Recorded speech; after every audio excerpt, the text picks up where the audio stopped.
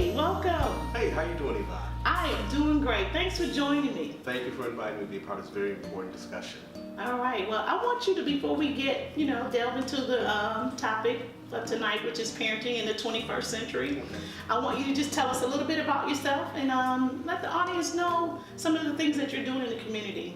Okay, well, first and foremost, I'm a father. My name is Jermaine Reed, and I think my most prized possession and title is to be a father. I'm a very engaged father. I have one daughter, one son. I've foster parented for over 16 years and had the pleasure of parenting a number of young boys from within our community. And I'm an entrepreneur.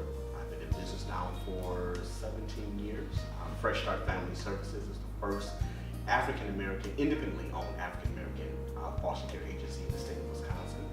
And just recently, 2016, we added on a shelter care facility for boys through the Division of Walking Child Protective Services and contract with them. And so we take care of boys between the ages of 12 and 17. Formerly a talk show host from the Rise and Shine morning show on WNOB. A lot of folks may remember Bertha Jean's baby boy, Jermaine Reed. And now I do table discussions, dinner table discussions once a week, and just bring a number of different folks around the table and talk about issues that are important to our community, like parenting in the 21st century. So Awesome. This all fits in what I do for a living. Okay, that's a lot.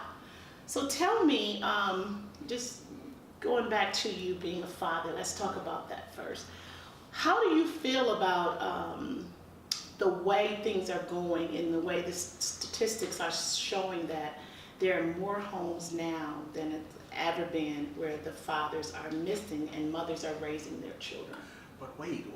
I see that data, but I also want to remind folks that there's data that was published by the Center for Disease Control, CDC, just a few years back that indicated that we have more Black fathers who are engaged and involved with their children on a day-to-day basis in terms of like doing homework, getting them dressed in the morning, who have a presence in those children's lives, whether they are living at that address or not living at that address. So I think while it's important to have fathers in the home, I think it's the quality of that presence that makes a difference, So when we talk about fatherhood engagement, we have to talk about healthy fatherhood engagement. Because you can have folks, in the home, but if there's drugs, if there's domestic violence, there's a number of other socially ill type behavior that's going on that can cause trauma, deep trauma in children. And almost, I would even dare to say that if the father was not in the home, could be a relief and healthy for that family. So what we really have to start talking about and focusing on is healthy engagement of fathers.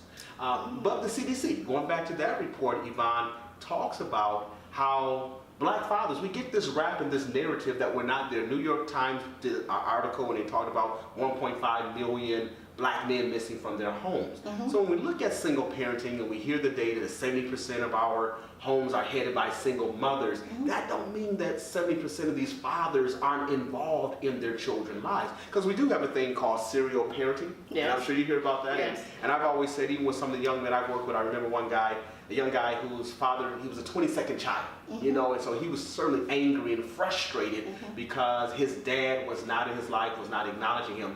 And I had to sit him down and say, look, young man, I'm going to tell you the truth. I believe that, it's important to be honest with young folks, your children. And I said, look, if your father has 22 children, there is no way possible that he is going to be able to give each and every one of his children equal time. And so I think we have to look at family planning, and we have to be responsible in our parenting. How many children can I afford? I have 2 children for a reason, because I can't afford 3. So we have to be really honest about that. And for these children who are the 15th, the 16th, and the 9th kid, how do we help them so they can understand they still have value, they still have worth, but also with the men in our community to make sure that we're doing responsible behavior, sexual behavior, if you will. So we do have men who are involved in our community, and I don't think we get a lot of publicity. Yes. And I think it's really important to share that narrative, because if we don't tell the story, who's going to tell that story?